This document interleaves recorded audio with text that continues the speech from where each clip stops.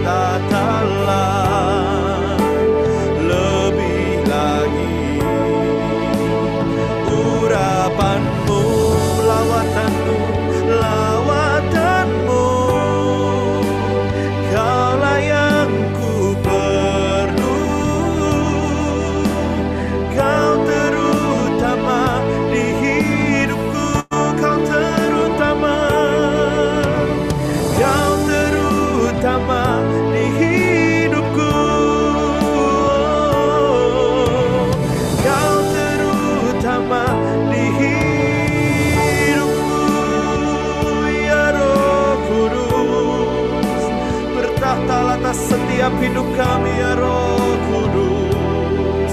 Kaulah yang kami perlu, Kau yang terutama dalam setiap hidup kami Tuhan. Oh bekerjalah ya Roh Kudus, kami rindukan hadirat-Mu. Haleluya. Oh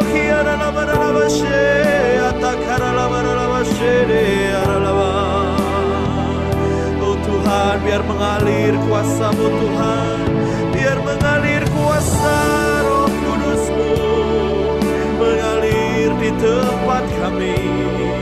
Oh haleluya. Haleluya. Ya Tuhan, Engkau yang kami rindu, Engkau yang kami sembah. Padamu segala pujian kami Tuhan. Kami serahkan tubuh jiwa roh kami kepadamu Tuhan. Haleluya.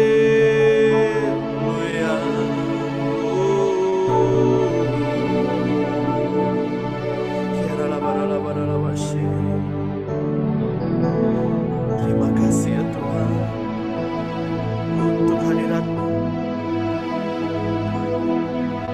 yang menguatkan setiap kami Tuhan pada saat sore hari ini. Haleluya. My heart longs to worship You. My soul longs to see You, Jesus. You alone are the King of my life. You're the Most High, my God. My heart longs to serve You, Lord. My desire longs to please You, Jesus. 'Cause You alone are my hope and my strength. You're the Most High, my God. Let us sing together. I worship You. I worship You, Jesus. I worship You with all of my heart, with all of my heart, and all of my soul. I love You. I love to worship You.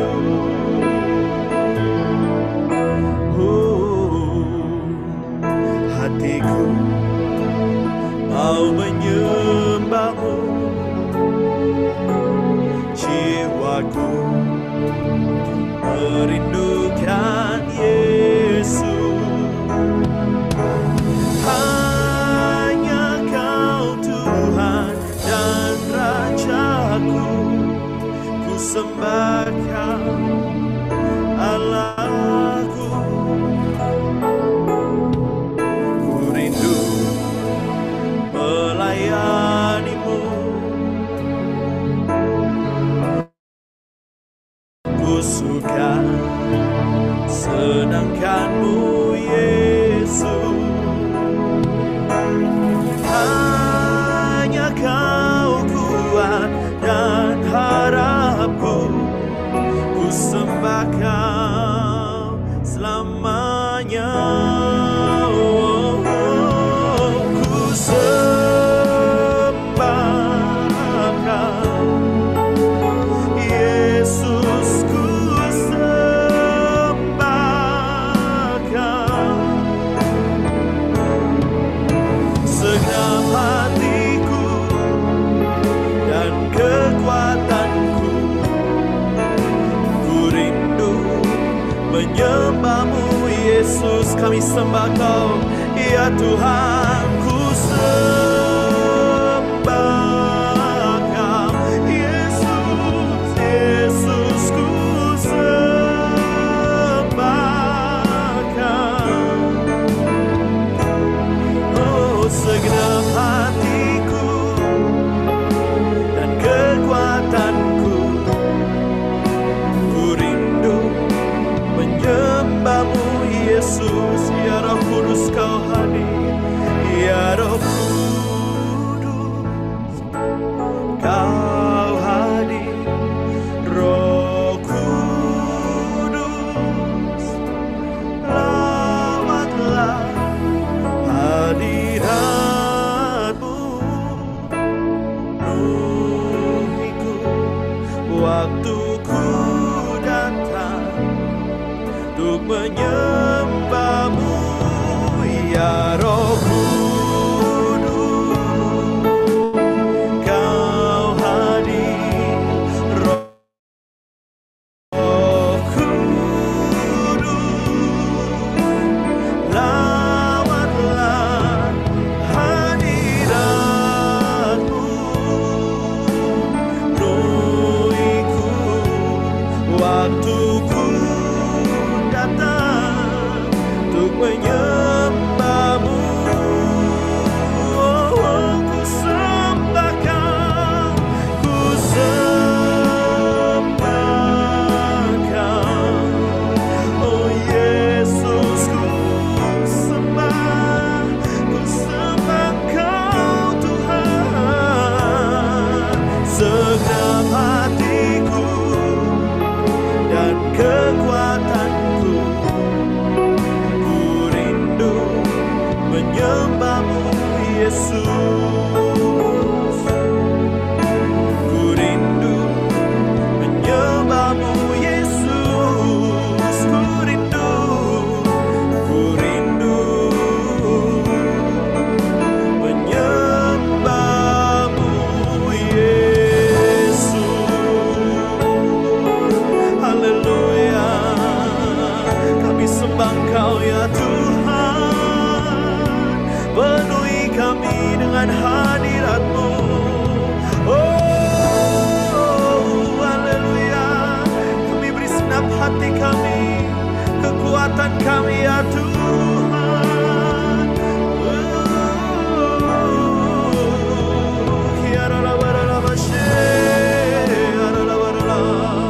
Haleluya.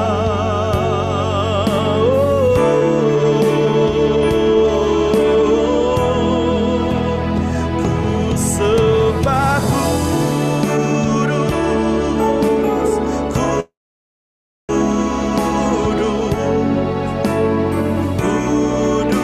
Kuduslah Tuhan, dan ku sanjung Kau mulia, oh mulia bagimu Tuhan, ku sembah, oh ku sembah Kudus, oh Kudus, Kuduslah Tuhan, dan ku sanjung Kau mulia, oh mulia bagimu Tuhan, dan ku sanjung Kau mulia, oh mulia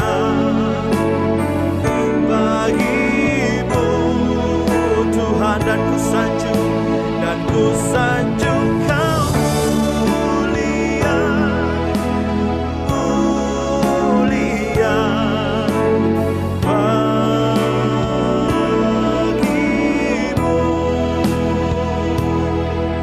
Tuhan. Haleluya. Oh ya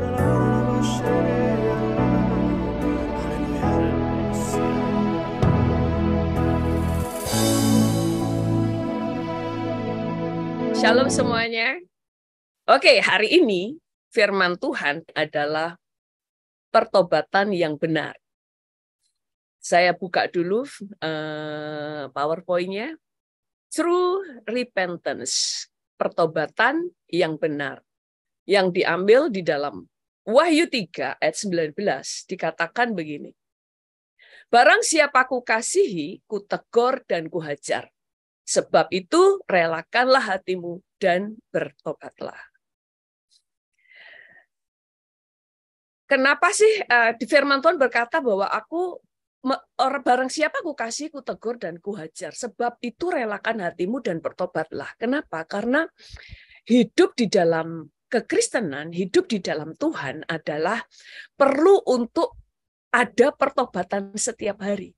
Kenapa harus ada pertobatan setiap hari? Bukankah kita itu adalah diselamatkan, ada kepastian keselamatan. Lalu kenapa kita harus ada pertobatan dan sebagainya? Nanti akan saya lanjutkan. Nah, sebelum saya melanjutkan, kita tahu dulu arti dari pertobatan. Bertobat di dalam bahasa Yunaninya adalah metanoeo, yang artinya berbalik dari dosa. Tetapi arti yang kedua adalah perubahan cara berpikir, yaitu bertobat untuk mengubah pikiran seseorang menjadi punya pikiran yang benar yang menghasilkan perubahan tingkah laku. Jadi sebenarnya arti yang paling tepat itu selain dari berbalik dari dosa, ini diartikan ya, banyak yang mengartikan berbalik dari dosa setelah melihat arti yang sesungguhnya. Tapi arti yang sesungguhnya itu adalah perubahan cara berpikir.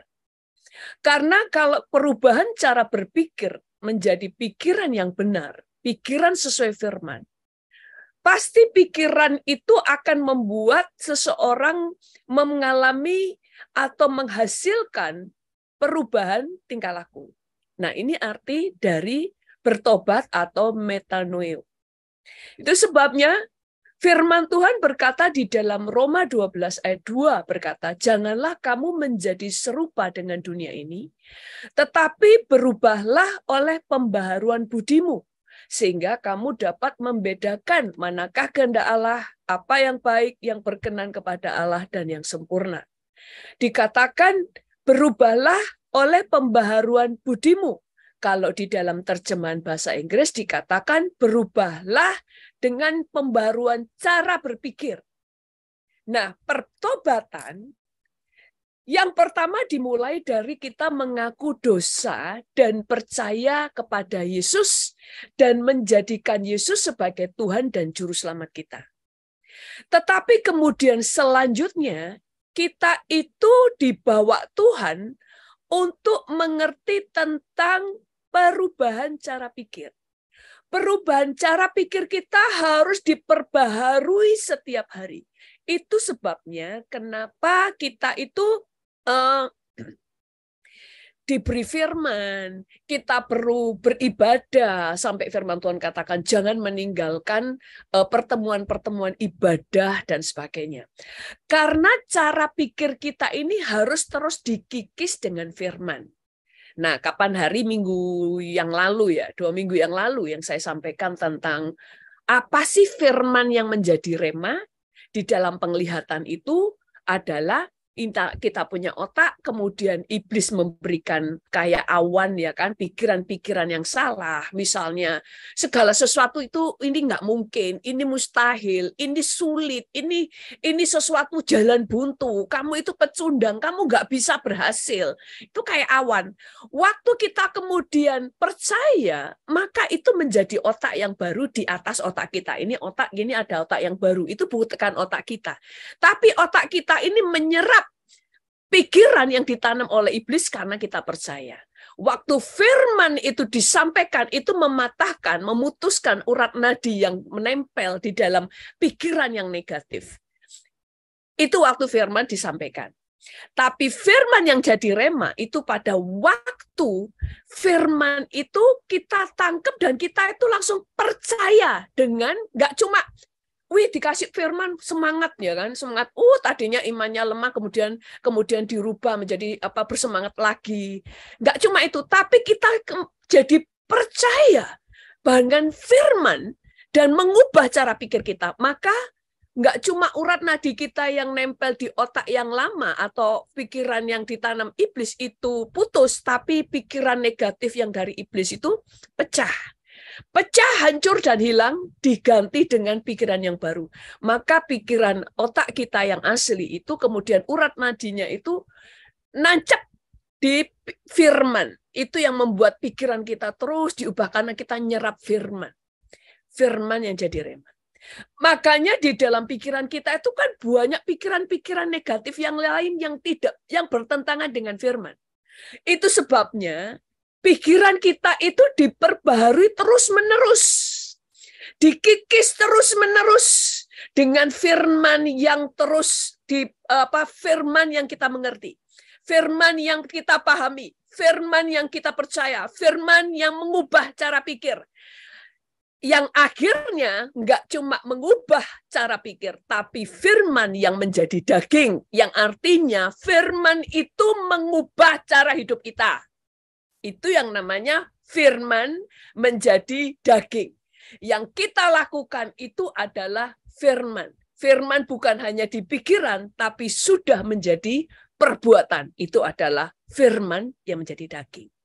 Makanya begitu orang percaya menerima Yesus dengan Tuhan dan Juru Selamat, berikutnya, proses yang berikutnya adalah pembaharuan cara pikir. Karena kita ini walaupun di bumi, cara pikir kita harus berbeda. Nah, lalu berikutnya, kita ini sebagai anak-anak Allah harus tahu. Nah, ini kan cara pikir kita kan harus dirubah dan harus mengerti tentang firman. Kapan hari saya menyampaikan bahwa iman kita berbanding lurus, pertumbuhannya berbanding lurus dengan pengertian firman yang benar yang kita peroleh. Kenapa sih kita harus ada pertobatan setiap hari? Terus ada pembaharuan cara pikir dan perbuatan yang terus dibenarkan. Karena kalau kita tahu ya, kita ini kan dikatakan anak-anak raja. Kita itu disebut anak-anak Allah karena Allah kita adalah raja, Bapak kita raja, maka kita adalah anak-anak kerajaan. Sebagai anak raja, tidak ada anak raja yang pakaiannya compang-camping. Mereka berpakaian. Itu sebabnya pada waktu Adam dan Hawa di Taman Eden, memang tidak disebutkan mereka berpakaian. Tetapi waktu mereka makan buah pengetahuan dan dosa masuk, sejak itu mereka menyadari bahwa mereka telanjang. Bukan berarti tadinya mereka buta, nggak lihat mereka telanjang. Enggak. Tapi memang waktu pertama kali sebelum mereka jatuh dalam dosa, mereka itu diberikan pakaian kemuliaan Allah. Sehingga sekalipun mereka telanjang, mereka tidak malu karena tidak terlihat ketelanjangannya. Karena kekudusan Tuhan itu membawa segala sesuatu terhormat. Tuhan itu sangat terhormat. Makanya kalau di Alkitab selalu dilambangkan anak-anak Tuhan berpakaian. Nanti pada waktu di sorga diberi mahkota karena selalu bicara tentang kerajaan. Dikasih tongkat, ada bicara tongkat kerajaan, Tuhan berkata tentang kunci kerajaan, Tuhan bicara tentang jubah, bicara tentang mahkota, karena segala sesuatu bicara tentang kerajaan, karena Allah kita benar-benar raja. Makanya ada bala tentara, nggak ada raja yang tidak punya bala tentara. Allah kita seperti itu. Nah, kita itu berpakaian. Waktu berdosa, pakaian itu hilang. Hidup dalam pertobatan dan hidup dalam kekudusan. Sering orang nggak mengerti apa sih menjaga kekudusan. Itu menjaga pakaian kita tetap lengkap dan tidak bernoda. Jadi kita akan mengerti hal ini. Kenapa sih kita perlu pemberesan hati? Kita perlu hidup di dalam pertobatan setiap hari. Selain kita supaya kita terus naik di dalam pertumbuhan iman, tetapi juga di dalam kerohanian kita itu tetap di dalam keadaan berpakaian. Nah, nanti Selanjutnya ya. Semua orang di surga itu berpakaian. Maka akan dikatakan anak-anak Allah, waktu di surga mereka berpakaian putih, kita sudah sering mendengar ya. Dan anak-anak dunia itu telanjang. Nanti ada ayatnya. Makanya lambang kekudusan itu kita berpakaian. Selalu bicara pakaian, bicara tentang jubah. Kenapa? Itu adalah lambang kehormatan dan kekudusan Allah. Makanya pada waktu bangsa Israel dulu keluar dari Mesir, Tuhan itu juga mengajar imam-imam sampai pakaiannya itu ditentukan dengan detail. Kenapa? Ini bicara tentang sistem kerajaan. Nah, kemudian kalau anak-anak dunia bicara tentang orang berdosa, itu bicara tentang mereka dalam keadaan telanjang. Kenapa? Karena setiap orang yang berbuat dosa, itu akan kemuliaan Allah tidak ada. Makanya dia telanjang. Itu sebabnya kenapa anak Tuhan, iblis itu nggak bisa membaca pikiranmu dan hatimu. Karena kamu itu ditutup oleh kemuliaan Allah. Iblis hanya tahu apa yang kamu pikirkan dan apa yang ada di hatimu. Kalau kamu ngomong atau kamu tulis di media, iblis tahu apa yang di hatimu. Iblis tahu apa yang kamu inginkan karena kamu berbicara. Selama tidak, iblis sebenarnya tidak tahu karena iblis tidak maha tahu. Nah, saya baca ya ayat firman Tuhannya.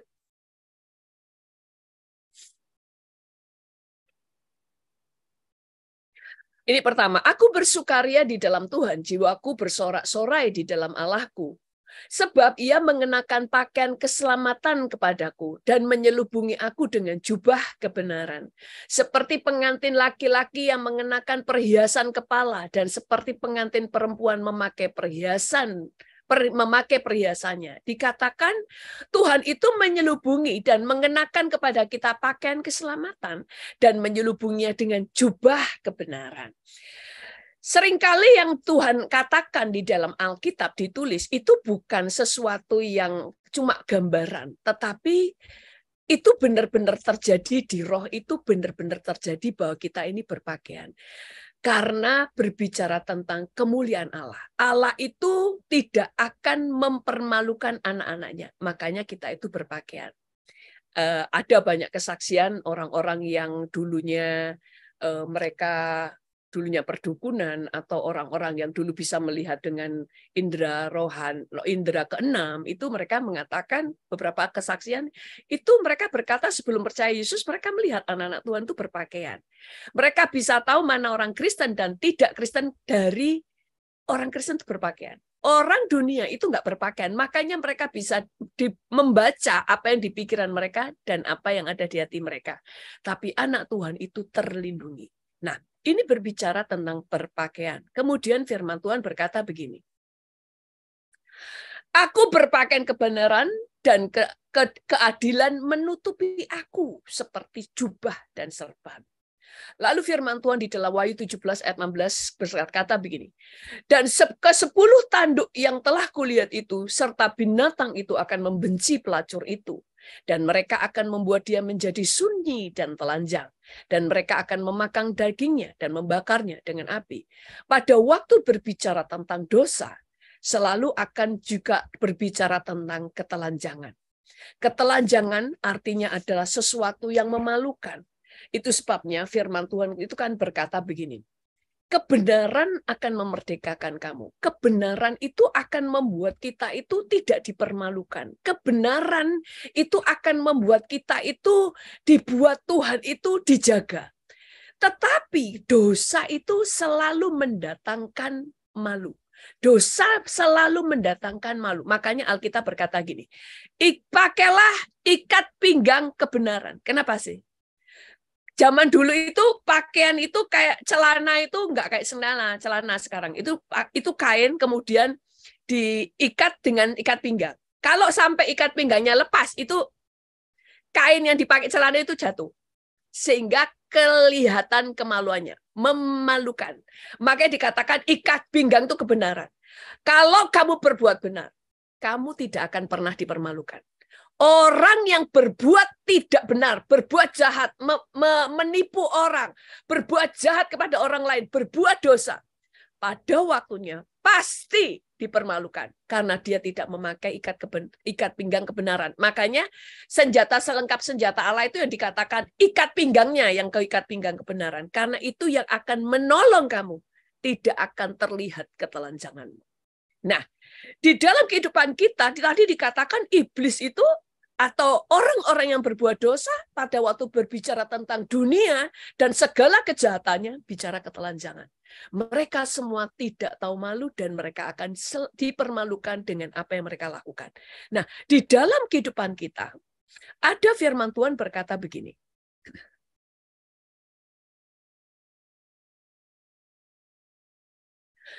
Lihat, aku, yaitu Tuhan Yesus, datang seperti pencuri. Berbahagialah dia yang berjaga-jaga dan yang memperhatikan pakaiannya, supaya ia jangan berjalan dengan telanjang dan jangan kelihatan kemaluannya. Biarlah dia berjaga-jaga dan memperhatikan pakaiannya. Ini berbicara pada waktu Yesus kedatangan Tuhan Yesus kedua kali. Yesus melihat kita, bukan hanya kita menjadi orang yang takut akan Tuhan. Takut akan Tuhan itu akan dilihat. Kita itu harus berjaga-jaga. Apa yang kita jaga? Pakaianmu, kamu harus tetap di dalam keadaan berpakaian. Nah, pakaian ini bicara apa sih?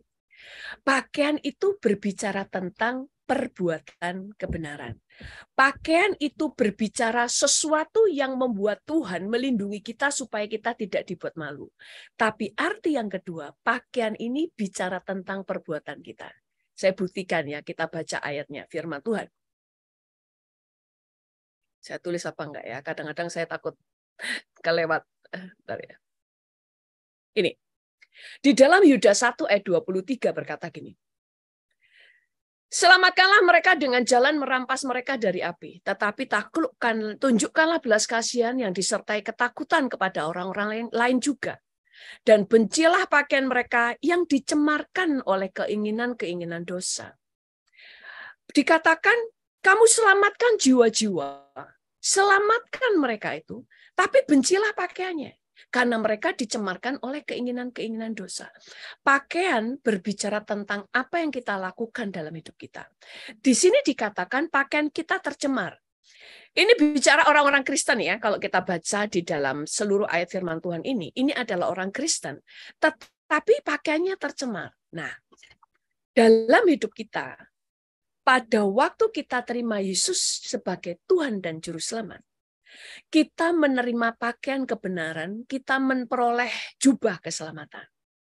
Karena bicara tentang kehormatan dan kekudusan Allah, itu menutupi kita. Tetapi dosa membuat pakaian kita tercemar. Nah, dosa itu ada 3 levelnya.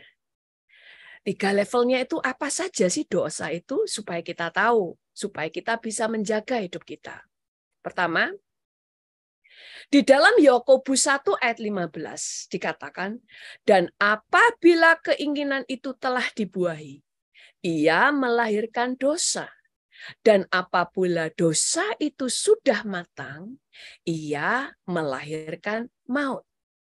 Jadi dosa itu dimulai dari keinginan. Keinginan itu dibuahi, dia akan melahirkan dosa. Dan apabila dosa itu terus dibuahi, ia akan melahirkan maut. Nah, urutannya berarti 3 level dosa. Yang pertama dari keinginan. Makanya dari keinginan kita harus kuasai supaya keinginan itu tidak menjadi kita wujudkan di dalam perbuatan. Tapi kalau kita nggak menjaga, maka keinginan itu akhirnya akan terwujud menjadi perbuatan dosa. Nah, ini tingkat pertama keinginan, level kedua berbuat dosa. Level ketiga, kemudian dia menikmati dosanya, tinggal di dalam dosa. Makanya di ayat yang ketiga inilah yang firman Tuhan katakan, mana ya? Oh, sudah nggak ada. Sebab jika kita sengaja berbuat dosa, sesudah memperoleh pengetahuan tentang kebenaran, maka tidak ada lagi korban untuk menghapus dosa itu. Seringkali kita itu dalam dosa, seringkali dari keinginan. Makanya Alkitab berkata, kuasai dirimu, jagalah hatimu.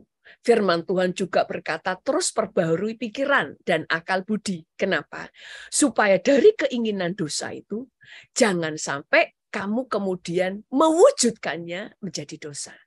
Nah, 3 level ini yang paling bahaya. Di level ini adalah waktu kamu tinggal dalam dosa dan kamu suka dengan perbuatan dosa itu, walaupun sudah tahu kebenaran dan kamu sudah terima Yesus. Di level ketiga ini yang pertama, ini di dalam keinginan dosa, itu membuat pakaian kita tercemar. Tadi yang dikatakan, selamatkanlah mereka dengan jalan melampas mereka dari api, tetapi tunjukkanlah belas kasihan yang disertai ketakutan kepada orang-orang lain juga. Bencilah pakaian mereka yang dicemarkan oleh keinginan dosa. Keinginan dosa membuat pakaian kekudusan kita tercemar. Makanya banyak orang gini, menjaga kekudusan itu gimana? Itu nggak bicara tentang, aku nggak berzina, aku nggak ini, enggak. Keinginan dosamu membuat pakaianmu yang kudus itu tercemar. Makanya kita segera pemberesan dan bertobat, minta ampun kepada Tuhan. Iri hati, kebencian, ya kan? Itu adalah sebuah cuma dari pikiran, tapi cemar. Itu sebabnya di roh, orang yang berdosa itu kelihatan, saudara. Tidak ada yang tersembunyi terlihat dari pakaiannya. Di level yang kedua, itu tadi di level yang kedua adalah berbuat dosa. Mulai jatuh di dalam dosa. Dia mulai mewujudkan keinginan dosanya. Itu pakaiannya mulai terkoyak. Dan di 3, tinggal di dalam dosa, membuat pakaiannya itu hilang. Ayatnya ada nggak ya? Kayak nggak saya tulis. Nanti aja di ibadah yang kedua. Di situ dikatakan pada waktu kita terus berbuat dosa, kamu menjadi telanjang. Makanya Alkitab berkata, pada waktu aku datang, untuk kedua kalinya ya maksudnya, kamu harus didapati tetap dalam keadaan berpakaian. Maksudnya gini, makanya kita harus hidup dalam pertobatan. Jaga hidupmu. Kita bisa jatuh, namanya kita masih manusia. Tapi Alkitab berkata, orang benar 7 kali jatuh, tapi dia bangkit lagi. Nggak sampai tergeletak. Maksudnya tergeletak gini. Suka dengan dosa yang sudah kita lakukan. Sudah tahu itu salah. Terus kita lakukan. Itu nanti masuk ke dalam level yang ketiga. Kamu akan kehilangan pakaian kemuliaan seperti Adam dan Hawa. Makanya terusir dari kerajaan, dari Taman Eden. Tapi kemudian kan mereka bertobat. Itu sebabnya yang dimaksud hidup dalam pertobatan. Dan hidup menjaga kekudusan adalah menjaga pakaianmu tetap bersih, pakaianmu tetap kudus. Jadi bicara kudus di sini nggak cuma saya nggak pernah berzina tuh, saya nggak kumpul kebo, bukan. Tetapi kekudusan bicara, engkau menjaga supaya pakaianmu tidak tercemar. Dan tema bulan ini adalah luar biasa, hidup di dalam pertobatan yang benar. Sehingga kita menjaga, baru di pikiran, cepat beresin. Kalau toh sempat kemudian, jatuhnya itu misalnya gini, benci nih, ada sebuah kemarahan, tersinggung, itu kan sudah dosa, tapi masih level pertama. Kemudian mulai ngomongin orang itu karena kebenciannya, mulai gosipin orang itu kan sudah mulai melakukan. Mulai perbuatan, itu mulai terkoyak pakaiannya, tapi belum hilang. Makanya segera bereskan supaya pakaian kita tetap tidak tercemar. Waktu kita bertobat, maka Tuhan memberikan pakaian yang baru. Ini ada yang dapat penglihatannya. Waktu itu beberapa orang yang mendapat penglihatan yang sama. Waktu Zoom ya, waktu itu Zoom di tempat, waktu saya khotbah di Zoom. Di Zoom itu semua orang berpakaian. Yang orang-orang ikut Zoom. Itu Tuhan itu nyiram kayak air. Firman waktu dibagikan itu kayak air yang kayak air terjun, kayak air yang disiram air terjun.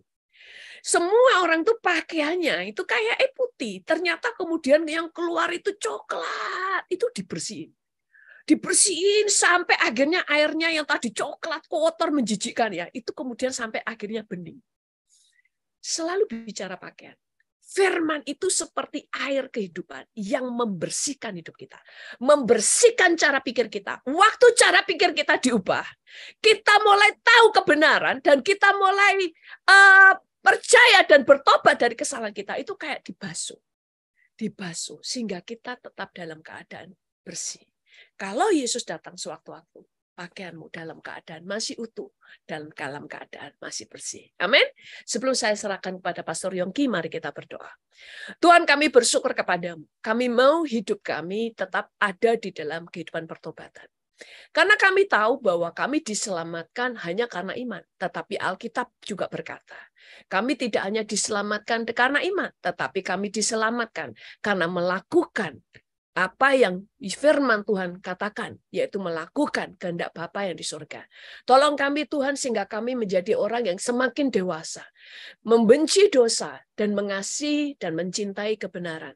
Bahwa kami semakin bertumbuh di dalam Engkau. Sehingga setiap hari karakter kami semakin baik dan semakin baik. Pikiran kami terus diubahkan menjadi pikiran yang baru. Sehingga perasaan dan pikiran kami selaras dengan pikiran Kristus. Terima kasih Tuhan, dalam nama Tuhan Yesus. Haleluya.